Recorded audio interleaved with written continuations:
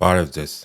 Այսօր Մետաֆոր պոդքասթի հյուրն է սրտային վիրաբույժ, ազգ նախաձեռնության անդամ, ազգային քաղաքական գործիչ Արփի Թոփչյանը։ Որոնք էին հայոց ցեղասպանության իրական պատճառները, ինչ նախադրյալներ կային, ինչպես այն նախապատրաստվեց եւ ովքեր էին դրանից շահողները։ Արդյոք սա ավարտված պատմություն է, թե նույն քաղաքականությունը շարունակվում է մինչ օրս, որն է ելքը եւ ինչպես կարող է հայ ազգը կրկին դառնալ կարևոր միջազգային գործոն։ Եթե դուք նույնպես չեք բավարարում դյուրին եւ մակերեսային պատասխաններով, ապա մնացեք մեզ հետ։ Ձեր կարծիքները կարող եք գրել մեկնաբանությունների բաժնում եւ անպայման բաժանորդագրվեք մեր YouTube-յան ալիքին։ Հիշեցնեմ, որ Մետաֆոր պոդքասթի հաղորդումները կարող եք դիտել մեր YouTube-յան ալիքով եւ լսել Բելգահայ ռադիոյի եթերում։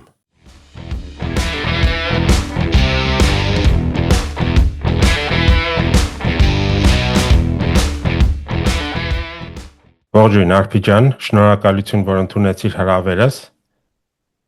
Բարև Էդգար ջան, շնորհակալ եմ շատ հրավերի համար։ Վերջապես ստացվեց համատեղել եւ փորձել զրույցը ձայնագրել։ Շատ լավ։ Ուրեմն այսօրվա մեր թեման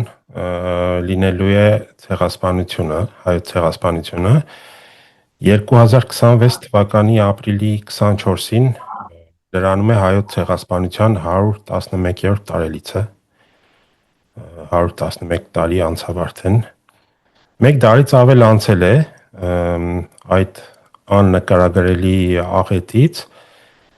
բայց մեր որոշ մտավորականներ, կարելի ասել նրանց գերակշռի մասը, դեռ չի հասկացել եւ ի վիճակի չի եղել լիովին ըմբռնել, հասկանալ, թե ինչ կատարվեց մեզ հետ եւ ամենակարևորը ինչու դա տեղի ունեցավ եւ ինչու հենց մեզ հայերիս հետ դա տեղի ունեցավ։ Այսօրվա մեր զրույցը կենտրոնանալու է այս հետեւյալ հարցի վրա. ինչու պատմության այդ ժամանակահատվածում, Օսմանյան կայսրության պատմության այդ ժամանակահատվածում այդքան Օսմանյան կայսրության մեջ գոյություն ունեցող այդքան ազգերի միջից հենց հայերիս գլխին պետք է դա ցեղասպանությունը, այսպես ասած, գար եւ մենք դառանք ցեղասպանության թիրախ։ Նախ ասեմ, որ այնպես չի, որ միայն հայերը ենթարկվեցին ցեղասպանության,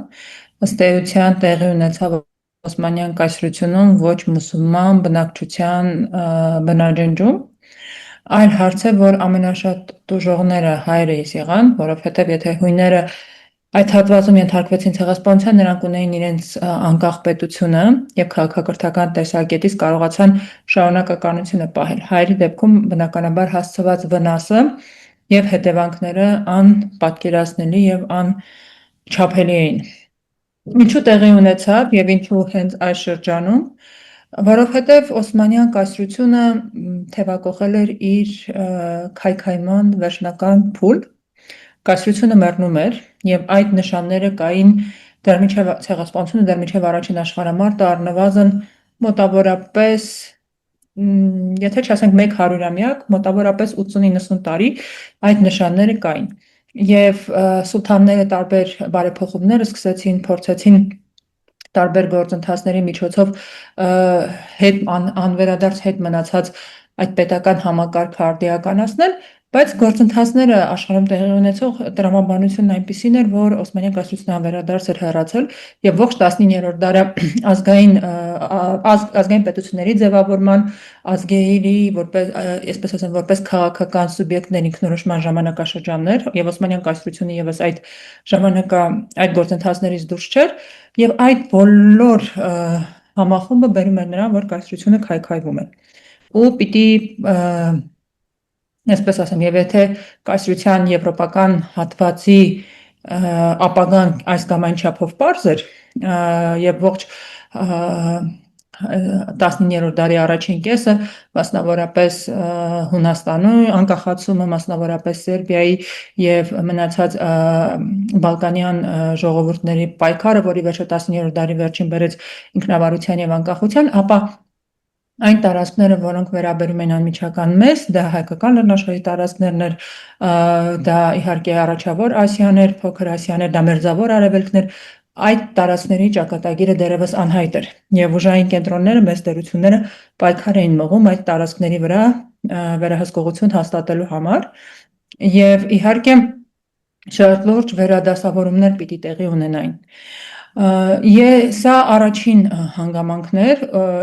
խնդիրը նրանում է, որ մենք չհասկացանք, որ աշխարհը թևակողել է մեծ փոփոխությունների ժամանակաշրջան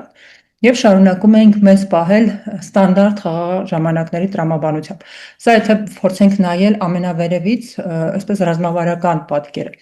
Եթե փորձենք մի փոքր ավելի ներքև իջնել, այն նախադրյալները, որոնք ի վերջո բերեցին ցեղասպանությանը, դա իհարկե առաջին հերթին Օսմանյան կայսրությունում ներքին կյանքի փոփոխություններ, արդեն նշեցի, որ սուլթանները բարենորոգման ծրագրեր էին սկսել, մասնավորապես 1839 թվականին Օսմանյան կայսրությունում ընդունվեց սահմանադրական բարեփոխումների ծրագիր Թանզիմատ, որը բավական, այսպես ասեմ, նվազեցրեց մուսուլման եւ ոչ մուսուլման բնակչության միջև եղած օրենքի տեսակետից անհավասարությունը եւ հետագայում արդեն 1850-ականներին ըստ էության մուսուլման եւ ոչ մուսուլման բնակչության կյանքի եւ սեփականության իրավունքները այդ հավասարվեցին եւ նման հավասար իրավական պայմաններում կրթական գերազանցություն ունեցող տնտեսական կյանքի կազմակերպման շատ ավելի մեծ փորձ ունեցող ոչ մուսուլման բնակչության հատվածը, հատկապես հայությունը եւ հույները կարողացան չափազանց կարճ ժամանակահատվածում իրենց այդ առավելությունը օգտագործելով զգալի ունեցված կուտակել։ Մանավանդ եթե հիշենք, որ հայերը մինչև դա էլ միջին դարերում ունեին շատ մեծ կապիտալ, բավականին մեծ առևտրատնտեսական ցանց, որը ոչ միայն Օսմանյան կայսրությունն էր ընդգրկում, այլև ռուսական կայսրությունը դեպի Եվրոպա շատ զարգացած առևտրական ուղիների, այսպես ասեմ, մասնակից էինք դեպի Հնդկաստան, դեպի Մերձավոր Արևելք, այսինքն մենք հսկայական կապիտալ ունեինք մեր ձեռքում, մեր կրթական ցենզը շատ ավելի բարձր էր, իհարկե այլևս բացարձակ մեծամասնություն չէին կազմում հայկական լեռնաշխարհում, բայց դեմոգրաֆիական առումով պահել էինք, այսպես անդառնալության կետը չէինք հատել եւ բարենպաստ գործոնների ազդեցության դեպքում կարող էինք էլի հետ բերել եւ բացի դրանից մենք տարածքի բնիկներ էինք։ Մենք այդ ամբողջ 19-րդ դարը հնագիտության մեծ հայտնաբերումների ժամանակաշրջան էր, երբ այդ մեծ հայտնագործությունները, այսպես ասեմ, ցույց էին տալիս, որ ազգերի յուրաքանչյուրը պիտի գտնի իր տեղը արևի տակ եւ մեծամասամբ դա պայմանավորված է, թե դու ինչպիսի քաղաքակրթության ժառանգ ես։ Իսկ մենք բնիկ էինք, տեղում էինք հայկական լեռնաշխարհի այդ քաղաքակրթական ժառանգության օրինական տերերն էինք եւ այդ բոլոր գործընթացները բերեցին նրան, որ մենք սկսեցինք շատ շատերին խանգարել։ Սկսած միջին վիճակագրական, այսպես ասեմ, օսմանցուց, գյուղացուց, մուսուլման գյուղացուց կամ քրդից հողի վրա, որովհետեւ օրենքի իրավահավասարության պայմաններում հայերը կարողացան, այսպես ասեմ, քանի որ քրդերը եւ թուրքեր չասենք այդ ժամանակ որպես այդպեսին թուրքական մուսուլմաններ, բայց այդ մուսուլմանները նրանք շատ ավելի վատ էին կազմակերպում այո, շատ ավելի վատ էին կազմակերպում տնտեսական կյանքը,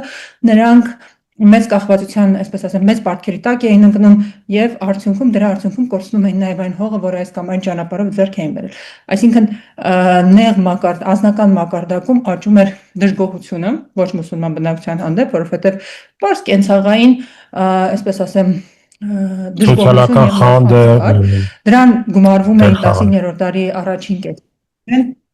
Այո, սոցիալական խանդը դրան գումարվում էին կրոնական գործոնը, թափեր հավաքում ազգային ինքնագիտակցությունը, չմոռանանք, որ 19-րդ դարի երկրորդ կեսը պանթյուրքիզմի, այսպես ասեմ, ձևավորման եւ վերելքի ժամանակահատվածն էր, այսինքն պարզ սոցիալական խանդին գումարվում էին այդ ամեն ինչը, այդ կրոնական էթնիկ հակասությունները, որոնք ստեղծում էին պայթունավտանգ իրավիճակ։ Եվ դա արդեն ավելի փոքր, այսինքն ստեղծում էին այն տարը, որի միջոցով հնարավոր է իրականացնել պատիժ կամ հնարավոր է իրականացնել բնաջնջում։ Այս բոլոր գործընթացները ցույց են տալիս, որ տարածաշրջանը եռում է։ Եվ իրականության մեջ, եթե էվոլյուցիոն ճանապարհով գնար Օսմանյան կայսրության դեմոնտաժը, Օսմանյան կայսրության քայքայումը պատահական չէր, որ Օսմանյան կայսրությանն անվանում են Եվրոպայի հիվանդ մարդը, եթե Եվրոպայի հիվանդ մարդը իր բնական ճանապարհով մահանար, դրա ամենամեծ շահառուները լինելու հնարավորություն ստանում էին հայերը։ այն պարզ պատճառով, որ նշեցի, ունեին մարդկային կապիտալ, ունեին նյութական եւ տնտեսական կապիտալ, կրթական առումով շատ ավելի մեծ առավելություն ունեին, դեմոգրաֆիկ առումով այնքան էին, որ կարող էին իրենց ազդեցությունը դրսևորել, այսինքն ստացվում էր, որ էվոլյուցիոն ճանապարհով այդ տարածքների վրա պիտի ձևավորվեր մի նոր կենսունակ հայկական պետություն։ Բայց եթե մենք նաև մի այլ հայացք գցենք Օսմանյան կայսրությունից բացի նաև ռուսական կայսրությանը եւ կտեսնենք, որ հայերը պակաս ազդեցիկ չէին եւ պակաս ռեսուրսների չէին տիրապետում նաև ռուսական կայսրությունում։ Եվ մարդկային կապիտալի եւ բնակության արեալի տեսքով եւս հայերը բավականին տարածված էին թե Կովկասում, Արևմտյան Հայաստանին իհարկե չեմ անդրադառնում, բարձր է այդտեղ, թե Կովկասում, թե Հյուսիսային Իրանում, թե նույնիսկ եթե գնանք ռուսական կայսրության, շատ լավ գիտենք այդ Ռոստովի հատվածներ, այսինքն այդ ծովափնյա հատվածներում, Ղրիմում հայերը տարածված էին եւ հայերը ազդեցիկ էին։ Եվ պատկերացնենք այսպիսի մի բան, որ նման տարածվածության, նման ռեսուրսների պարագայում հայերը հանկարծ լինեին քիչ թե շատ քաղաքական առումով հասուն եւ սեփական ուժերի վրա հիմնվելով իրապես ազգային պետություն ստեղծելու նախագիծ ունենային։ Դրա կարծում եմ սպառնալիքները բոլոր ուժային կենտրոնների համար առավել քան ակնհայտ են։ Եվ այդ տեսակետից հայությունը իրենից ներկայացնում էր շատ լուրջ։ Այո, եւ կարծում եմ իրականության մեջ հայոց ցեղասպանությունը դա ոչ թե միանվագ պլանավորված կամ առաջին աշխարհամարտի, այսպես ասեմ, ընթացքում իրականացված գործընթաց է, այլ դա նախապես ծրագրված մեծ գործընթաց է, որը հետևողական իրականացվել է եւ որը շարունակվում է մինչ օրս։ Եթե պատկերը փորձեմ ընդհանուր այսպես տալ, եւ դրա ամենավտանգավոր հետևանքը մեզ համար իհարկե մեր գենետիկ պոտենցիալի ոչնչացումը, մեր դեմոգրաֆիական արեալի անչափ փոքրացումը, մշակութային շերտերի ոչնչացումը, բարբարների ոչնչացումը, այն բոլոր այն անվերականգնելի վնասները, որ գրել ենք բացի, եթե մենք վերադառնանք ֆիզիկական դաշտից մի փոքր ավելի մտավոր կամ հոգեվոր դաշտ, ամենամեծ վտանգը, որը եւ ամենամեծ ամենաբացասական իմ կարծիքով հետևանքը, որ ունեցել է ցեղասպանությունը մեզ համար, դա այն է, որ այդ տրավմատիկ հիշողությունն է գենետիկ մնացել եւ այն, որ մենք դրանից հետո այդպես էլ չկարողացանք կամ չցանկացանք ուսումնասիրել այս հարցը, չցանկացանք վերհանել այս հարցի իրական պատասխանները եւ արդյունքում մենք մնացինք մեզ պարտադրված թեզերի ազդեցության տակ, որոնց հիմնական գաղափարն այն էր, որ ցեղասպանության կազմակերպիչները թե երևացող, թե չերևացող ըստ էության արդյունքում ամբողջ մեղքը կամ մեղքի առյուծի բաժինը սկսեցին բարթել հայերի վրա ու ամեն ինչ պրիմիտիվացրեցին այնքան, որ ցեղասպանություն տեղի ունեցավ, որովհետև հայերը իրենց ճակերտավոր ասած խելոք չպահեցին։ Եվ այդ արատավոր մտածողությունը այնպես խորն են ներդրել մեր մեջ, որ դա ցեղասպանությունից հետո էլ է շարունակում ավերներ գործել եւ այդ հետևանքները մենք այսօր էլ տեսնում ենք այդ նույն մտածողության, այսինքն աշխարհընկալման այդ սարսափելի խեղաթյուրումն էր, որ ինձ համար ցեղասպանության ամենաբացասական հետևանքներից էր, եթե ոչ ամենաբացասականը, եւ կարծում եմ մեր այս նմանատիպ զրույցները կարեւոր են հենց այս հարցերին պատասխան տալու համար։ Այո, շատ ճիշտ նշեցիր դու, որ այդ զանգվածային տրավմատիզմը, որ մենք կրել ենք, այդպես էլ չենք կարողացել մինչև հիմա ավելի քան 100 տարի անց թոթափել եւ հասկանալ, առաջերտին հասկանալ, որպեսզի կարողանալ թոթափել այն։ Եվ դա ես մի քիչ նաեւ զգացի օրինակ 2020 թվականի հայ-ադրբեջանական պատերազմի հետևանքների վրա, որ այդտեղ էլ, քանի որ դա էլ էր մեր համար տրավմատիզմ, մենք իհարկե ցեղասպանության մասշտաբներին չէր հասնում դա, բայց մենք այդտեղ էլ չենք ուզում կարծես թե անալիզ անել, հասկանալ թե ինչ տեղի ունեցավ, որոնք էին մեր սխալները, քանի որ մի կողմից մտածում ենք երևի դա մեզ դեռ շատ մոտ է, մենք դեռ բավարարաչափ դիստանցիա չունենք դրա հանդեպ, դա ընդամենը 6 տարի առաջ էր, դեռ չենք կարողացել, բայց մի կողմից էլ ցեղասպանությունը հազարապատիկ ավելի մեծ մասշտաբներ ուներ եւ արդեն 100 տարի անցել է եւ չենք կարողացել բավարարաչափ դրա մասին խոսել եւ ճիշտ խոսել, ոչ թե սերունդներին վախեցնել եւ սխալ մտքեր ներդնել նրանց ուղեղներում լիքը բաներ կան, օրինակ, երբ որ նայում ենք, թե իրական կոտորողները ովքեր էին, դրանք թուրքերը չէին։ Շատ բարձ դա երևում է, ավելի շատ քրդերը մնացած են չերկեզ, մերկեզ այդ բաշի բոզուկները, որ տեղում գետնի վրա առնչվել էին հայերի հետ, առնչվում էին հայերի հետ եւ ապրում էին հայերի կողքին, այսպես ասած, եւ հայկական Հայաստանում, հայկական լեռնաշխարհում այդքան էլ շատ չեն թուրքերի քանակները։ Ընդհանուր կայսրության մեջ, ասենք այդ Անատոլիայի մեջ, որ նայում ես վերջերս էլի ճշտեցի տվյալներով, դեմոգրաֆիան մոտարապես այսպես է, ասում են մոտարապես 18 միլիոն մարդ այդ տարածքներում, որից 10 միլիոնը մուսուլմաններն են, բայց չի կարելի ասել, որ դրանք թուրքեր են։ Դրանք դեռ չձևավորված, ինչ որ չափով սկսել էին իրենք արդեն ազգային ինքնագիտակցություն ունենալ որպես թուրք, բայց դեռ տեղ չէին հասել։ Դրանք մուսուլմաններ էին, իսկ հայերը, հույները մոտարապես ասում են 2-2.5 միլիոն։ Այսինքն մեր տարբերությունը այդքան էլ շատ չէր։ Համարյա կարելի ասել այսօրվա Հայաստանը եւ Ադրբեջանը մոտավորապես։ Եվ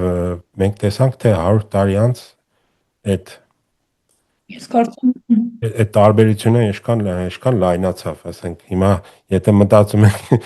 2100 թվականին, ասենք մենք եւ Ադրբեջանը որտեղ կարող ենք լինել, դա մի քիչ սարսափել է։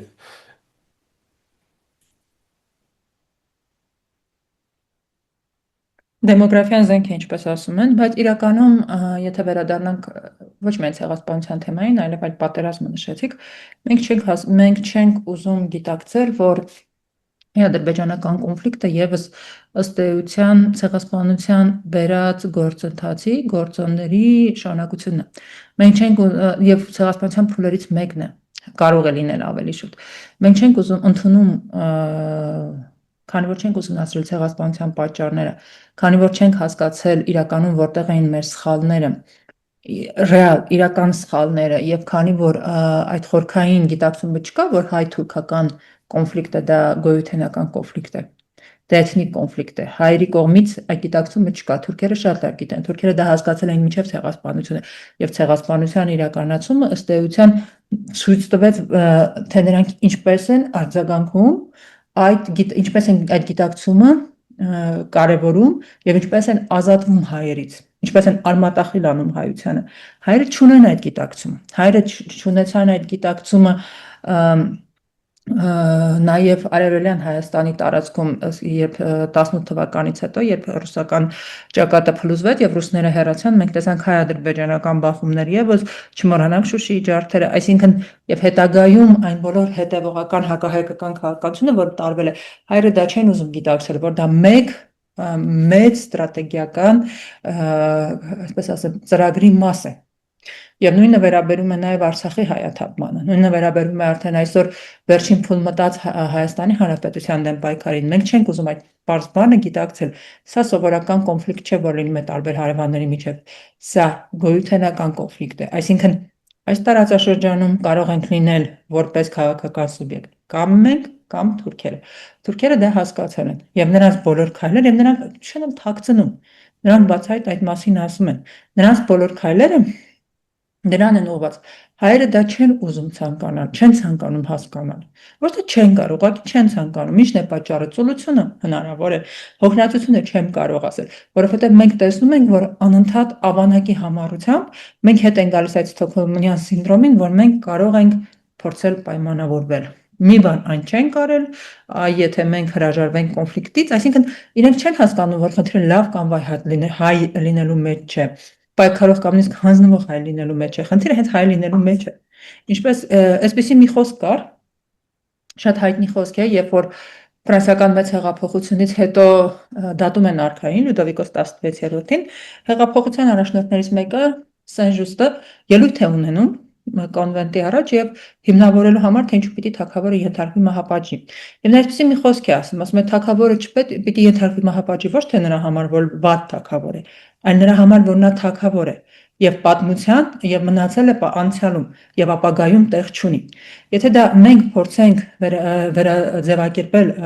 թուրք ազգայնականների տեսակետից, ովքեր ի վերջո հիմնադրեցին Թուրքիայի պետությունը եւ ովքեր այդ հետևական քաղաքականություն են տանում, ապա նրանց մոտեցումն այսպեսին է՝ հայերը պիտի մեռնեն, պիտի ոչնչացնեն ոչ թե նրա համար, որ լավ կամ վատ հայեր են, այլ նրա համար, որ հայեր են եւ ապագայում իրենց պատկերացրած ապագայում տեղ չունեն։ Ֆունդամենտալ տարբերությունը, թե ինչու են թուրքերը հաջողում, թուրքական տարը հաջողում, նույնը վերաբերում է Ադրբեջանին եւ ինչու ենք մենք տապալում ստրատեգիական, դա այն է, որ նրանք դա գիտակցեն են շատ ավելի վաղուց, մենք դա չենք գիտակցել եւ շարունակում ենք չտեսնելու տալ։ Եվ ես կարծում եմ, որ ցեղասպանության հիմնական տապալում պատճառը տեղի ունենալու ինչու մենք թույլ տվեցինք ցեղասպանություն, հենց այդ պայմանական դա չգիտակցելու մեջ էր։ Մենք չհասկացանք, որ այն ապագայում, որը պատկերացնում են թուրք ազգայնականները, մենք տեղ չունենք։ Եթե հասկանայինք 1908 թվականին այդպես ոգևորված եւ խանդավառված չենք ողջունի ճակերտավոր ասած հեղափոխությունը։ Մեզ Ադանան կսթափեցներ եւ հետագա գործընթացները կսթափեցնեին։ Եվ Մենք շարունակում ենք նույն դաշնակները նույնիսկ օգնել են։ Եվ թուրքերը հասկացան, որ ասում դաշնակները նույնիսկ օգնել են։ Շատ են օգնել, այսինքն մենք Աբդուլհամիդին կահանջեցան։ իրական գիտակցություն, այո, դաշնակցությունը մեծ դեր է ունեցել, այո, դաշնակցությունը մեծ դեր է ունեցել երիտուրքերի իշխանության գալու գործում, որովհետև այդ կայսրության բոլոր, այսպես ասեմ, իրավահավասար հպատակները, այդ միամտություն ասես, չգիտեմ ինչ ձևով, ինչ բառով կարող ենք բնութագրել նման վերաբերմունքը, այդ հավասարություն, եղբայրություն եւ այլն, գուցե արևմտյան գաղափարների ազդեցություն ես չեմ կարող նկարագրել, բայց գիտեք Ձորի Միրոն ֆիլմում մի շատ լավ խոսք կա, մի շատ լավ դրվագ կա Քերի Մանուկը, երբ որ ասում են, հիշում եք, ֆիդայիները զինաթափվեցին այդ հեղափոխությունից հետո եւ Քերի Մանուկին ասում են որ արդեն սուլթան ընկել է մի խոսքով պիտի ամեն ինչ լավ է լինելու, Քերի Մանուկն ասում է սուլթանը չկա, ասում է, բայց Օսմանցու պլանը չփոխվեց։ Այսինքն այդ բար ժողովրդական իմաստնությունը մեր քաղաքական առաջնորդները, որոշում կայացնողները նրանք չունեցան։ Եվ արդյունքում տեղում ժողովրդի ինքնապաշտպանության պատրաստելու փոխարեն նրանք ինքնապաշտպանական համակարգ ստեղծելու փոխարեն նրանք բոլորովին անպաշտպան մտան առաջին աշխարհամարտի թողուբոհի մեջ, որը շատ մեծ հնարավորություն էր արագ կերպով վերջնական բնաջնջում իրականացնելու համար։ Հենց դրանում է խնդիրը։ Հայության տոտալ տապալումը հայության ղեկավարների քաղաքական այն է եղել եւ դա նույնը շարունակվում է, որ նրանք ուժի աղբյուր երբևէ չեն համարել հայ ազգին, տեղում ապրող հային, նրանց համար ուժի աղբյուրը միշտ եղել է դրսում։ Նրանք հային չեն համարել, որ հայ մարդը կամ հայությունը ընդունակ է ստեղծել սեփական ուժերի վրա հիմնվելով սեփական պետություն։ Նրանք սպասել են, որ օտարը պիտի տա իրենց այդ իրավունքը եւ օտարը պիտի շնորհի դա։ Իսկ նման մտածողությամբ փոփոխվող ժամանակաշրջանում ինչպիսին է նաեւ այո նույնը մենք նմանատիպ վտանգավոր անցումային ժամանակաշրջանում ենք նույն արատավոր մտածողությամբ եւ շատ մեծ ռիսկի տակ են գտնվում հերթական, այսպես ասեմ, վերջնական ոտնատակ գնալու համար նման մտածողությամբ դու կանգնում ես աղետի առաջ։ Եվ դուք շատ ճիշտ նշեցիք, որ ցեղասպանության ժամանակ բուն տեղում գործընթացները տեղի չի ունեցել Օսմանյան բանակի միջոցով։ Օսմանյան բանակը ճակատում կռվում է։ Հիմնական գործիքնակազմը դրանք այո տեղում քրդերն էին, չերքեզներն էին, բանտերից, այսպես ասենք, բաց թողնված հանցագործներն էին։ Ինչով է դա կարևոր։ Դա կարևոր է նրանով, որ եթե բնակչությունը քիչ թե շատ կազմակերպված ինքնապաշտպանական համակարգ ունենար, նա կկարողանար արդյունավետ դիմադրություն ցույց տալ։ Եվ դրա առանձին օջախներին մենք ականատես ենք եղել։ Այսինքն այնտեղ, որտեղ հայերը հիմնվել են, այսպես ասեմ, հենվել են իրենց ուժերի վրա, այնպես չի որ դատարկ տեղն են հենվել։ Պարզ է, որ եթե Վան ինքնապաշտպանություն կարողացավ կազմակերպել, նախապատրաստական աշխատանք արվել էր, չէ՞։ Զենք կար, մարդիկ որոշակիորեն պաշտպանված էին եւ տարբեր։ Այսինքն այնտեղ, որտեղ քիչ թե շատ նախապատրաստական աշխատանք էր արվել, մենք կարողացանք պայքարել եւ մեր կորուստները հարյուրապատիկ շատ ավելի քիչ էին։ Անկամ ֆիզիկական փրկության տեսակետից։ Իսկ եթե պատկերացրեք Վանի նման գրեթե միաժամանակ մի քանի խոշոր օջախներ լինեն, process-ը կարող է լրիվ այլ մասշտաբ ստանալ։ Եվ խնդիրը չէր գնա զուտ բնակչության ֆիզիկական փրկության մասին, խնդիրը կգնա նաև այլ քաղաքական process-ների մասին։ Այսինքն ամենակարևոր դասը, որ ցեղասպանությունից պիտի քաղել եւ որի մասին կարելի ասել ցանկացած առիթով փորձում ենք տեղ հասցնել, դա ոչ թե հայերի սխալը, ոչ թե նրանում էր, որ մենք չափազանց շատ բան ուզեցինք, մենք հանգիստ տեղում չմնացինք, այսպես ասեմ, հանգիստ չմնացինք, ոչ հայերի սխալը նրանում էր, որ մենք չհասկացանք, որ դա գոյութենական կռիվ է եւ շարունակում ենք նույն սխալը գործել։ Երբ որ մենք հասկանանք, ընդունենք ի վերջո, որ սա գոյութենական կռիվ է, որ կամ մենք ենք լինելու այս տարածաշրջանում որպես սուբյեկտ կամ իրենք, այդ ժամանակ հնարավոր է շանս ունենանք այս իրավիճակից դուրս գալու։ Բայց քանի դեռ մենք մեզ շարունակում ենք պահել եվրոպական կոնֆլիկտների տրամաբանությամբ, շատերն են չէ սիրում համեմատել Ֆրանսիա-Գերմանիա բանը, քանի դեռ մենք շարունակում ենք մեզ պահել խաղաղ ժամանակների տրամաբանությամբ, հետևանքները մեր համար աղետալի են լինելու։ Քանի դեռ մենք շարունակում ենք սпасել օտարներից բարեհաճություն, քանի մենք շարունակում ենք մեր լինելը, մեր ապրելը, մեր արժանապատվությունը կապել օտարներից տրվող ողորմածության հետ, հետևանքները աղետալի են լինելու։ Քաղաքական մուրացկանությամբ, որևէ արդյունքի չես հասնում։ Անվային քաղաքական մուրացկանությունը այս աշխարհում ամենազզվելի բանն է։ Քեզ նույնիսկ չեն խղճում։ Դու ընդհանրապես քեզ օգտագործում են։ Քեզ անգամ չեն խղճում, դա անգամ խղճահարության արժանի չես դառնում։ Հենց այդ հարցն է, երբ որ այդ քաղաքական մուրացկանության հոգեբանությունից դուրս գանք, ընդ որում շեշտեմ, որ եթե 100-120 կամ 130 տարի առաջ մենք կարող էինք ճակերտավոր արդարացումներ ունենալ, քանի որ հարյուրամյակներին միջում էր տվել պետականության ընդմիջում էինք ունեցել, պետական քաղաքական մտքի, այսպես ասեմ, բացակայություն կար եւ նոր քաղաքական դրսևորումները ավելի շատ եւ արևմտյան ազդեցության տակ էին, այսինքն մենք մեր սեփական միտքը կորցրել ենք, գենետիկ հիշողությունը, ինստիտուցիոնալ հիշողությունը կորցրել ենք, ապա մենք հիմա նույնիսկ այդ արդարացումը չունենք, որովհետեւ եթե մի ազգ անցնում է ցեղասպանության միջով եւ վերագնահատումի չի ենթարկում եւ շարունակում է 100 տարի, ոչ թե 100 տարի, 100 տարվա ընթացքում այս կամ այն փուլում հետևողական գործել նույն սխալները, դա նշանակում է, որ ուղղակի այդ ազգել չասենք, այդ հանրությունը անուղելի է եւ չի ուզում սովորել, հոգնել է։ Ուրեմն պիտի թողել, որպեսզի նա հեռանա, որքան որ դա դաժան հնչի, նա դառնում է պարազիտ եւ երևի տրամաբանական է նրա նույնիսկ չգիտեմ ինչ ողորմելի հեռացումը պատմության ասպարեզից։ Պատմության ասպարեզից հեռանալու տարբեր եղանակներ կան։ Մենք ընտրել ենք ամենաստորացուցիչ, ամենանվաստացուցիչ ողորմելի ճանապարհը։ Այն ուղիով, որով գնում ենք։ Որովհետև եթե 100-120 տարի առաջ մեզ խղճում էին, մեզ հիմա նույնիսկ դա չեն անում։ Որովհետև մենք այնպիսի կատարելագործման հասանք 21-րդ դարում, որ հայկական պետության եւ հայկական բանակի արկայության պայմաններում 23 թվականին հայությունը կանգնեց եւ նայեց, թե իր մեի հատվածին ինչպես են ես համարում ցեղասպանում։ Դու կարող ես ասել էթնիկ զտում, բայց եթե քեզ կտրում են քո արմատներից, հազարամյակների քո պատմությունից, քեզ զրկում են քո հողում մնալու, ապրելու իրավունքից եւ այդ ամենը, դա ցեղասպանություն է։ Եթե դու մազապուրծ, ուղղակի դուրս ես պրծում, դա ցեղասպանություն է։ Մենք կանգնեցինք որպես հանրություն եւ նայեցինք։ 15 թվականին անգամ այդ նման բան չկար, 15 թվականին տարբեր դեպքեր կան նկարագրված, բայց փաստացի հայկական պետությունը կանգնեց եւ նայեց։ Եվ ես վստահ եմ, որ երբ որ լինի իրապես ազգային պետական տրիբունալ, շատ-շատերը պատասխանատվության են կանչվելու Հայաստանի քաղաքական որոշում կայացնողներից որպես անմիջական մասնակիցներ։ Եվ միայն այդ դեպքում, վերագնահատումների դեպքում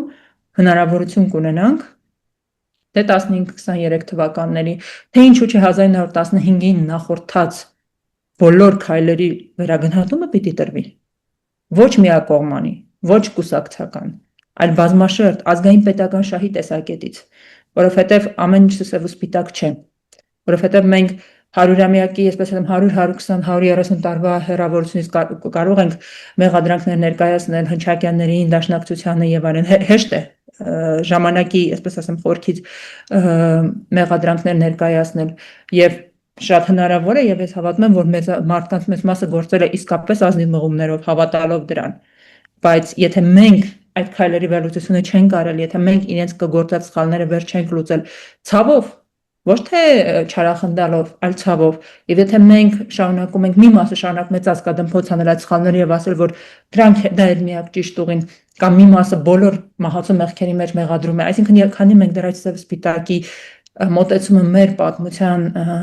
այսպես ասեմ, վրայից չենք հանել եւ իրոք ցավով ազգային պետական շահի տեսակետից մանրակրկիտ վերլուծության չենք ենթարկել, մենք ապագա չունենք։ Պիտի սկսել այդ 1870-ականներից, 80-ականներից սկսած գործընթացների, պիտի փորձել հասկանալ որտեղ էին ձախողումները, պիտի փորձել վերհանել այն դասերը, որ պիտի սովորենք, չսովորեցինք եւ որը բերեց Արցախի կորստին, այն Արցախի, որը միջև 21-րդ դար երբեք հայաթափված չէր եղել։ Այսինքն, քանի դեռ մենք այս բոլոր ցավոտ հարցերի պատասխանները չենք տվել, չենք վախեցել հարցեր տալուց, չենք վախեցել մեղավորներ փնտրելուց, բայց նաև այդ պատճառները հասկանալուց, մենք ապագայի շանս չունենք։ Մենք երկու մոտեցում ունենք մեր պատմությանը, մեկը մի մասը հերոսներ են, մի մասը փրկիչներ, մի մասը դավաճաններ են, մի մասը փրկիչներ։ Ինչի՞, որովհետև մեծ վերլուծություն պետք չի։ Եթե մարդը դավաճան է, ուրեմն պատասխանատվությունը նրա վրա է, եթե փրկիչ է, նա պատասխանատվություն է վերցրել։ Մենք հավաքական, քաղաքական առումով անալիզ անել չենք սիրում։ Մեր յուրաքանչյուրի պատասխանատվության հարցը վերհանել չենք սիրում, բայց միևնույն ժամանակ 21-րդ դարում շատ պարադոքսալ կերպով մենք պատասխանատվության չենք ենթարկում, չենք կանչում այն մարդկանց, ովքեր պաշտոնի բերումով, ովքեր ստանձնած պատասխանատվության, այսպես ասեմ, տեսակետից առաջին պատասխանատուն են պետության տապալման համար։ Մենք նրանց համար հորինում ենք բազմաթիվ արդարացումներ, այսինքն անկեղծ չենք, օբյեկտիվ չենք ինքներս մեզ հետ։ Մենք անձնական պատասխանատվությունը վերածում ենք կոլեկտիվ անպատասխանատվության։ Երբ որ խոսքը գնում է կոնկրետ իրավիճակում, կոնկրետ մարդուց, կոնկրետ պատասխանատվություն, այսպես ասեմ, պահանջելուց։ Եվ այս խառնաշփոթի մեջ, անեմ ասում, այս փոփոխվող ժամանակ շրջանում մենք այո, շատ մեծ վտանգի մեջ ենք եւ կարելի է ասել ցեղասպանության վերջին փուլի առաջ են կանգնած։ Հիմա դու ասացիր, որ այսքանը հասկանալը մենք հեռավորությունից հասկանում ենք չիչադից, ինչ է կատարվել 100 տարի առաջ, եւ արդյոք այն ժամանակ դա հասկանալը շատ դժվար էր եւ արդյոք ընդհանրապես չեն եղել այն ժամանակ մարդիկ, որ քիչ թե շատ գիտակցել են, թե մեզ հետ ինչ է կատարվում։ Ես վստահ եմ, որ պետք է որ եղած լինեն, միգուցե իրենք չեն այդ ժամանակ չեն հայտնվել պետության կամ հետո ստեղծվելիք պետության ղեկին, բայց մտավոր առումով ես չեմ կարող պատկերացնել, որ այն ժամանակ մենք այդքան մտավոր ներուժ չենք ունեցել, որ գոնե լինեին ինչ-որ մտավորականներ, որ գիտակցեին դե աշխարհում ինչ է կատարվում, մեզ հետ ինչ է կատարվում։ Եվ ինչ նպատակներ մենք պետք է դնենք, որ չդրեցինք։ Այդ թուրքերը դրեցին մեծ նպատակ դրեցին եւ իրենք երբ որ մեծ նպատակ դնում ես, դու հասնում ես մեծ նպատակին, երբ որ չես դնում ընդհանրապես նպատակ չես դնում, դու քո նպատակը ինչն է, ասենք գոյատևելը դա նպատակ չի։ Դա պարազիտի բան է, որ կարող է մի քիչ գոյատևես, բայց հետո քեզ մեջտեղից հանելու են։ Իրականում այն ինչ նշում եք, դա այսպես ասեմ, քաղաքական ազգի եւ ուղղակի սովորական տնտեսական գործունեություն ծավալող հանրության տարբերությունն է։ Նշում ենք օսմանցիների մասին, չմոռանանք, որ անկախ ամեն ինչից օսմանյան կայսրությունում քաղաքական այդ մտքի կրողներն էին, ժառանգներն էին եւ երբ որ մենք տեսնում ենք մանավանդ Աբդուլ Համիդի ժամանակ, ընդ որում նրան շատ են թերագնահատում, բայց ինքը հետագայում նույն թուրքական հանրապետության ստեղծման գործում այն քայլերը, որ նա կատարել, հսկայական նշանակություն է ունեցել։ Եվ նրանք քաղաքական մտածողություն ունեին, նրանք քաղաքական, այսպես ասեմ, նպատակներ էին դնում։ Ինչ որ բաների էլ նա դրդվել է եվրոպացիների կողմից, հարկադրաբար ինչ որ իրավունքներ, որ տվել են։ Խոսքը չի գնում իրավունքների մասին, տեսեք, բնականաբար չէ, ես օրինակ Աբդուլ Համիդի քայլերից մի երկուսը ասեմ, տեսնելով, որ տեղի ունեցող տնտեսական բարեփոխումների արդյունքում բավականին ուժեղ ոչ մուսուլման, հիմնականում հայկական եւ հունական միջին խավ է ստեղծվում, ազգային բուրժուազիա է ստեղծվում, Աբդուլ Համիդը հետևողական քայլերով դպրոցների բացմամբ, աշխարհիկ դպրոցների բացմամբ, քրդական շրջաններում կրոնական կոնկրետ, այսպես ասեմ, պետականակենտրոն գաղափարախոսությամբ շատ մեծ ցանց ստեղծեց դպրոցների։ Մեծ միջոցներ հատկացվեց, որպեսզի այդ սոցիալական վերելակը ստեղծի, որի շնորհիվ բազմաթիվ երիտասարդներ ստանալով գաղափարական կրթություն հնարավորություն ունեցան շատ արագ սոցիալական ցածկ ունենալ, սոցիալական աճ ապահովել եւ դա հետագայում դարձավ հենց Թուրքիայի հիմքը։ Այսինքն դա պետական գաղափարական մոտեցում էր Սուլթանի կողմից, դա եւ Դրանք էլ Սուլտանին տապալեց։ որովհետեւ այո, բայց իրականության մեջ եթե նայենք իր վերջնական նպատակում այնպես էլ Քեմալը ըստ էության տապալեց երեք թուրքերին, բայց իրականության մեջ այս բոլոր երեք ուժերը ծառայել են թուրքական ազգայնականությանը եւ ի վերջո ծառայել են թուրքական պետության ստեղծմանը։ Նրանցից յուրաքանչյուրը արել է իր բաժին կեղտոտ գործը եւ էստաֆետը փոխանցել հաջորդին։ Այսինքն նրանք ստեղծել են պետական գաղափարախոսություն, ոչ թե կուսակցական, ոչ թե անձնական։ Երբ որ կայսրությունը քայվում է եւ գալիս են երիտթուրքերը եւ երիտթուրքական ըստ էության Քեմալը մեծ հաշվով այն ինչ իրականացրել է վերցնելով երիտթուրքերի գործունեության արդյունքում ձեռք բերած ռեսուրսները, դա ըստ էության նրանց գաղափարական շարունակությունն էր։ Թուրքական պետությունը ստեղծվել է հայկական եւ հունական կապիտալի հիման վրա։ Առանց այդ պետությունների, առանց այդ կապիտալի թուրքական պետություն չէր կարող տեղի ունենալ։ Առանց այդ գաղափարական հենքի թուրքական ազգ Քեմալը չէր կարող ստեղծել։ Եվ այսինքն նրանք հետևողական պետական գաղափարախոսություն են ստեղծել եւ պետությունն են պահել կամ պետությունն են վերաֆորմատավորել, բայց նրանք դա արել են։ Հայերը նման նպատակ չեն ունեցել։ Հայերի եղել է կուսակցության ծրագրերի մեջ ինչ-որ միասնական Հայաստան, բայց դա շատ եղել է անհասկանալի միֆական ինչ-որ մի բան։ Ընդ որում ամենամեծ վտանգը այն էր, որ այդ Հայաստանը ոչ թե հայերը պիտի ստեղծեն, այլ մեծ տերությունները պիտի, չգիտեմ, ինչի արդյունքում տային։ Այլ դուք խոսում եք հայ գործիչների մասին։ Իրականության մեջ առաջին կուսակցությունը, որը ստեղծվեց 1885 թվականին արմենականներ եւ ստեղծվեց հենց բուն հայկական տարածքներում ստեղծվեց Վանում, դա այն կուսակցությունն էր, որը հենվում էր տեղի բնակչության վրա, ով ռեալ տեղում հասկանում էր գործընթացները եւ հասկանում էր, որ իր հիմնական խնդիրը պիտի լինի բնակչության ֆիզիկական անվտանգության ապահովումը։ Եթե մենք այդ տարրական խնդիրը լուծեինք, ել եմ ասում, էվոլյուցիոն ճանապարհով մենք շատ հանգիստ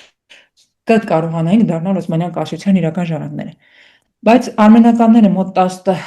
տարվա ընթացքում ցավոք սրտի հիմնական հարվածը ստացան 1896 թվականի Մանի ապստամբությունից հետո, երբ փորձում էին անցնել Պարսկաստան եւ քրդերը արձակվեցին ոչնչացրին, եւ հետո Դաշնակցությունը, հնչակյանները, ովքեր արդեն ավելի շատ պայքարի կենտրոնը տեղափոխել էին դեպի դուրս, տեղափոխել էին դեպի մեծ տերություններ։ Կային մարդիկ, ովքեր պնդում էին, որ ոչ, պիտի տեղում հիմնվել, պիտի տեղում ինքնապաշտպանական համակարգ ստեղծել, առաջին հերթին դա Նիկոլ Դումաններ, առաջին հերթին դա Հրայր դժոխքներ, բայց նրանք կուսակցական վերնախավում չէին, նրանք ռազմավարական որոշում կայացնողներ չէին եւ արդյունքում պայքարի ռազմավարությունը գնաց սխալ ուղղությամբ։ Գնաց եւ արդյունքը եղավ այն, որ մենք մնացինք կախված ուժային կենտրոնների քմահաճույքներից։ Ընդ որում այդ ուժային կենտրոնները ունեին բոլորովին իրար հակադիր շահեր մեր տարածաշրջանում։ Այսինքն դա Ես ուզում եմ մի քիչ էլ դրանց անդրադառնանք, ճիշտ է, ժամանակ քիչ մնաց, բայց մի քիչ էլ անդրադառնանք եվրոպացիների դերին այս ամենի մեջ։ Դե, այսպես ասենք, մենք փոքր ազգ չենք, ինչքան էլ դա հիմա մի քիչ ծիծաղելի լինի դա ասելը, բայց համաշխարհային մասշտաբով հայերը փոքր ազգ չեն եղել։ Նույնիսկ այն ժամանակ, երբ որ պետություն չենք ունեցել, մենք համաշխարհային մեծ դեր ենք ունեցել։ Լինելով տոկոսային առումով շատ փոքրաթիվ, մենք շատ մեծ դեր ենք ունեցել աշխարհում եւ եվրոպացիները նոր չէ որ մեզ պետք է ճանաչեին։ Իրենք մեզ եթե շատ հեռու չգնանք, գոնե 1600-1700-1600-ականներից գոնե որ պետք է մեզ իմանային, քանի որ երբ որ այնտեղ պորտուգալացիները, հոլանդացիները, բրիտանացիները այդ թվերին փորձում էին ծավալվել դեպի արևելք, փորձել տիրել իրեն այդ ժամանակվա առևտրային ուղիներին եւ գաղութացնել Հնդկաստանը, այնտեղ British East India Corporation-ը ստեղծվեց եւ իրենք նույնիսկ ռազմական ուժ, ոչ թե ռազմական ուժ ունեն, ռազմական ուժը, ասենք, չէր պետական ռազմական ուժերին չէր զիջում որոշ դեպքերում։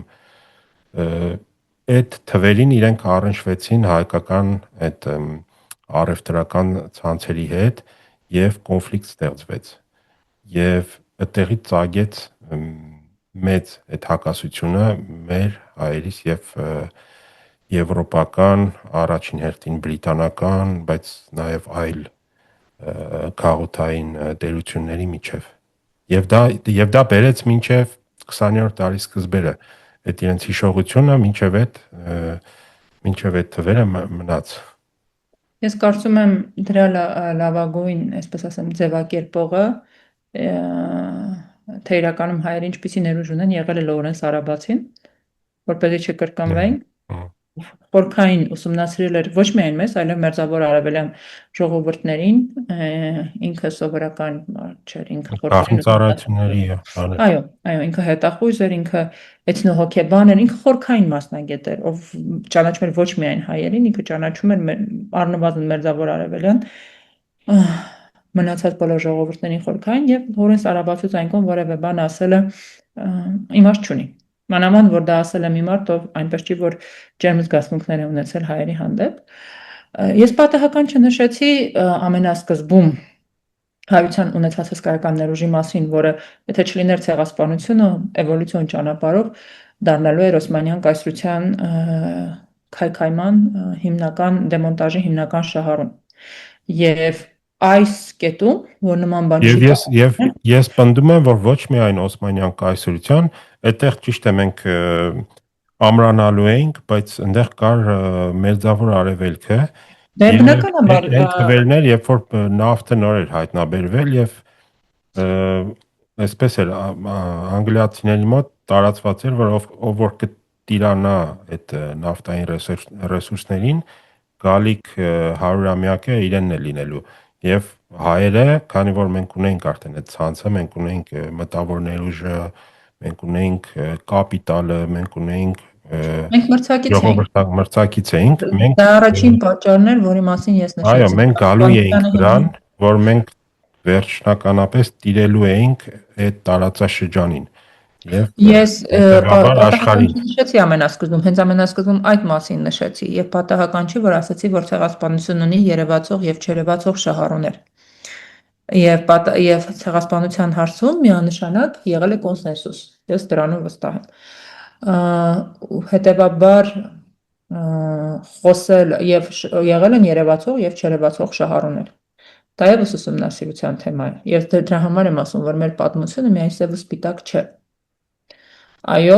կան ուղակի կատարողներ, կան ուղակի մասնակիցներ, բայց շահառուների թիվը շատ ավելին է։ Եվ այո, ցեղասպանությունը վերջին հաշվով տեղի ունեցավ, որովհետև հայության ներուժը նրանք շատ լավ հասկանում էին։ Եվ որքան էլ որ այստեղ եւս նրանք տեսնում էին, որ հայերը քաղաքական առումով իրապես հավակնություններ չունեն, այն վտանգները, որոնք իրենք տեսնում են, հայերը դրա մասին պատկերացում անգամ չունեն, թե իրենք ինչքան կարող են վտանգավոր դառնալ մնացածի համար, դա եւս չկանգնեցրեց, որպեսզի հայության ներուժը ոչնչացվի։ Եվ դա եւս ասածիս ապացույցն է, որ անկախ նրանից դու լավն ես, թե վատը, դու իրավունքի պահանջատեր ես, թե ոչ, դու ենթակա ես ոչնչացման, որովհետև դու սպառնալիք ես։ Այնպես, ինչպես սպառնալիք է մեկ օրական թագաժարանգը, որի հորը գահից գցում են։ Նա ով զավթում է գահը,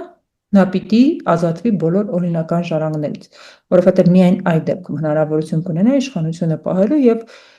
հաստատելու։ Անգամ մեկ օրական թագաժարանքը օրինական, նա սպառնալիք է եւ պատմությունը գիտի բազմաթիվ օրինակներ, որ նման անմեղ երեխաները ոչնչացվել են, որպեսզի սպառնալիք չլինեն։ Մենք մեր գոյությամբ սպառնալիք ենք։ Անկախ նրանից մենք պահանջատեր ենք թե ոչ։ Անկախ նրանից Նրանք գիտեն, որ մենք պահանջատեր չլինենք, էլ մեր սերունդներն են լինելու եւ դա այդ սպառնալիքը գործում են ըստ այդմ։ անկախ նրանից, նույնիսկ եթե մեր սերունդները չլինեն, մեր գոյությունը ինքն իրենով սպառնալիք է։ Եվ հետեւաբար խնդիրը ունի մի լուծում։ Չպիտի լինեն հայերը։ Եվ դա է, որ օսմանցիները եւ հետո որոնք դարձան թուրքեր շատ լավ են գիտակցել։ Եվ դա է, որ մենք չենք ուզում գիտակցել։ Եվ դրանում է նրանց ռազմավարական հաջողությունների պատճառը, դրանում է այն, որ նրանք այսօր մեծ հաջողությամբ զբաղեցնում են այն տեղը, դերը, որը մենք ենք ունեցել դարեր շարունակ, քաղաքական առումով, եւ այդ է պատճառը, որ մենք այսօր անարժանապատիվ եւ ստորին, այսպես ամենաստոր եղանակով անհետացման եզրին ենք։ Մենք հետեւաբար կլինի այս գիտակցումը, իսկ դա հենց այնպես չի լինելու, օդից չի ընկնելու։ Կկարողանանք տեղ հասցնել այս գիտակցումը, հնարավորություն կլինի, որովհետեւ պայքարի մեջ ցանկացած տեղ խնդիրը երբեք ռեսուրսների մեջ չի, վերջնահաշվարկով։ Խնդիրը պայքարի կամքի լինել չլինելու նպատակի մեջ է, նպատակի մեծության։ Այո, դու ինչ ես ուզում որպես հանրություն, դու որպես ազգ ինչ նպատակ ունես։ Ինքն քո նպատակը է կյանքում ապրելու եւ ոչ միայն այս կյանքում քո սերունդների համար ինչ ապագա ես ուզում։ Դա լավ, մենք այդ հարցի պատասխանը պիտի տանք։ Մենք ոչ միայն այդ հարցը, որպես պետություն ինչ ենք ուզում։ Ուզում ենք թե չենք ուզում, եթե չենք ուզում, դա էլ է պատասխան, նշանակում է պատմության ասպարեզից հեռանալու ժամանակն է։ Ազնիվ է, բայց պատասխան է։ Հետեւաբար ուզենք թե չուզենք, ստացվել է այնպես, որ մեր սերունդն է, որ այս հարցերի պատասխանը պիտի տա։ Եվ համենայն դեպս այն պատասխանը, որը բարձր է հնչում, ինձ չի բավարարում, որովհետև որպես հայ ես դա համարում եմ անընդունելի։ Հնարավոր է, որ բարձր է հնչում ուղղակի, որովհետև աղմուկը շատ է, կամ որովհետև միկրոֆոնները իրենց ձեռքերում են։ Բայց ես գիտեմ, որ վերագնահատում պիտի արվի։ Ու ես նաև հասկանում եմ, որ երբ որ դու ընտրում ես պայքարի ուղին, կորուստները անխուսափելի են։ Բայց ինչպես ցեղասպանության փորձը ցույց տվեց, դիմադրության ժամանակ կորուստները որքան էլ շատ, միշտ շատ ավելի քիչ են, քան եթե չես դիմադրում։ Այդ ժամանակ եւ արդյունք ես ունենում։ Ոչնչանում ես, այո, գլխովին դիմադրության ժամանակ նախ մինիմալը նվազեցնում ես կորուստների թիվը, մաքսիմալը կարողանում ես հաղթանակած դուրս գալ այդ իրավիճակից։ Այո, եւ հատկապես այս օրերին, ապրիլ 24-յան նախորերին, ես ուզում եմ, որ մենք հատկապես մեր երիտասարդները, ովքեր դեռ նոր են առնչվում կամ ամենայն դեպս այս հարցերի քաղաքական բովանդակության հետ դեռ նոր են հասկանում որոշ բաներ, ես ուզում եմ, որ իրենք չմնան այսպես մամուլային մակարդակի, մակերեսային այդ հեշտ պատասխանների մակարդակի վրա եւ մի քիչ հետաքրքրվեն, մի քիչ տեսնեն, թե ինչ ուժեր կային եւ այսօր էլ կան աշխարհում, որ գործում են, եւ ամենակարևորը չխոսեցինք կամ ուղղակիորեն չխոսեցինք այդ մասին, բայց դա էլ նշեմ, որ մենք միշտ հակված ենք մտածել, թե այս կամ այն արտաքին, ասենք, գերտերությունը ինչ շահեր ունի, ոնց հարմարվենք դրանց շահերին, ոնց համադրենք սրա շահը նրա շահի հետ, այնց անենք, որ մեր տարածաշրջանում, մեր հարցերում շահերը համադրենք եւ մենք ասենց շուստրիաբար կարողանանք տակից դուրս գանք եւ երբեք չենք մտածում, թե մենք ինչ շահ ունենք եւ ինչպես արեց Աթաթուրքը այն ժամանակ, թքած ունենալ, թե ինչ է մտածում Անգլիան, թե ինչ է մտածում Ֆրանսիան, Իտալիան եւ մնացածը։ Եվ ասել, որ ես սա եմ ուզում, ես սա եմ եւ վերջապես ինքնորոշվել, որտեվ ինքնորոշվել չի նշանակում, որ դու թղթի վրա մի բան գրես կամ հելնես մի բան հայտարարես եւ առաջի ունեցած խնդրի դեպքում դու դրանից հետ կանգնես, ոնց որ մենք արեցինք Արցախյան խնդրի պարագայում, երբ որ ասում ենք մենք ինքնորոշվել ենք, մի այսքան էլ այդ Արցախ-Հայաստան այդ սեպարատիստական հարցերը մի կողմ դնենք մի պահ, բայց ասում ենք մենք ինքնորոշվել ենք, բայց առաջի բախման դեպքում հենց բախումից հետո մենք մեր իրավունքներից հետ կանգնեցինք։ Մենք ասեցինք, չէ, լավ, մենք հանայք էինք անում, տղեկ։ Այստեղ չէ, այստեղ մի քիչ առարկեմ Արցախի հետ կապված իրականության մեջ տեղի ունեցել ես իմ պատկերացմամբ իրապես ինքնորոշված մտածողություն ունեցող եւ այդ տրադիցիոնալ քաղաքական այդ ախտահարված մտածողությունը կրող մարդկանց մեջ մինչև տեղի ունեցել լուրջ պայքար եւ կոնկրետ վերամիավորման որոշումը եւ անկախության հռչակագիրը այդ ինքնորոշված մտածողություն ունեցող մարդկանց ծանր գնով ձեռբերված, այսպես ասեմ, հաղթանակն է, բայց նրանց ուժերը, քանի որ հավաքական մտածողությունը շարունակում էր մնալ ախտահարված, չհրիքեցին որպեսզի այդ մտածողությունը դառնա տիրապետող։ Եվ absurd ու պարադոքսը Արցախի դեպքում այն է, որ իրականում ֆիզիկական հարվածը երբ որ եղավ պատերազմի տեսքով, մենք այդ պատերազմը կարողացանք դիմանալ եւ կարողացանք հաղթել։ Այսինքն հարվածը որ եղավ, մենք ֆիզիկապես գետնի վրա պայքարի չհրաժարվեցինք, մենք կարողացանք պայքարել եւ հաղթել։ Մենք ինքնական մեր ախտահարված մտածողության արդյունքում արդեն իսկ ձեռք բերված սուբյեկտայնությունից հրաժարվեցինք։ Դա եւս ցեղասպանության ամենադաժան հետևանքը եւ դասն է։ Մենք ենք հրաժարվել։ Երբ որ շատերը գովում են Ադրբեջանին, ես միշտ ասում եմ, որ եթե մեր դիմաց եւս լիներ նման ախտահարված ողորմնի մտածողությամբ ազգ, հանրություն, պետություն, մենք ընդհանրապես որևէ խնդիր չէինք ունենա։ Արցախը մեզանից չեն վերցրել, մենք ենք տվել, եւ ոչ միայն Արցախը, Հայաստանը մենք ենք տալիս, ու դրա հիմնական պատճառը մեր ախտահարված, խեղաթյուրված մտածողությունն է։ Չգիտակցումը, թե ինչ է պետությունը եւ ինչ է նշանակում լինել քաղաքական սուբյեկտ։ Մնացածը ածանցյալ է եւ հետեւաբար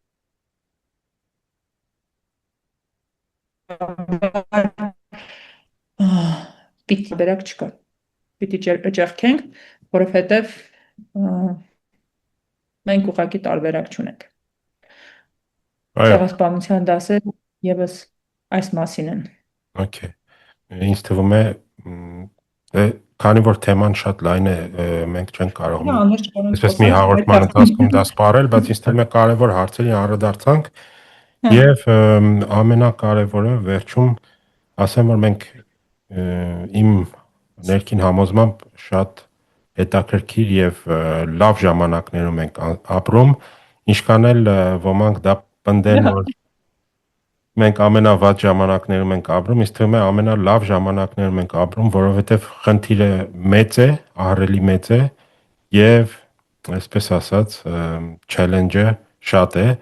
եւ մեր սերունդի վրա է դա ընկած։ Մեր վրա մենք պիտի որոշենք։ Այդ Վարդան Գրիգորյանը, որ ունի Դար Կորիսյան, ասում է Կորիսյան դարի Կորիսյան զավակները։ Այդ իրականում կարա անցք դառնա, իրականում կարա շատ մեծ օրհնություն դառնա, կախված է մեր քայլերից։ Այն քայլերը, որ ձեռնարկում ենք, դեռևս ամփառունակ բան են տանում, բայց դե պիտի խոսալ, պիտի տեղ հասնել այդ կարճանուրի տարբերակ չկա։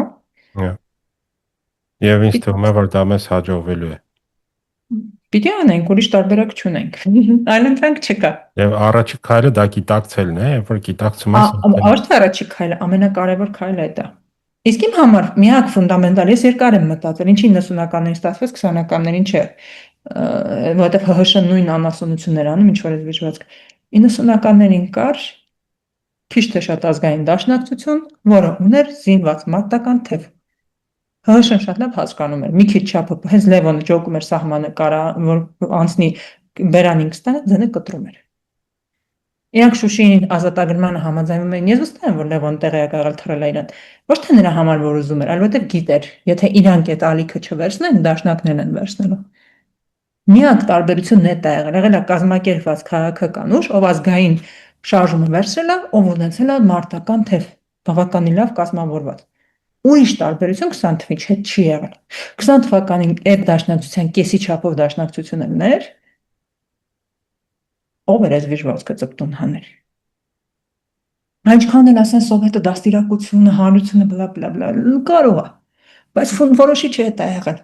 ՀՀՇ-ն հասկացել է, եթե իրանք չեն վերցնում, իրանք ժողովուրդը հելել, եթե իրանք չեն վերցնում պայքարի դրոշը, դաշնակներն են վերցնելու։ Ու իրանք մնալու են ծերին։ 20 թվին վերցնող չեղավ, ոչ մեկ։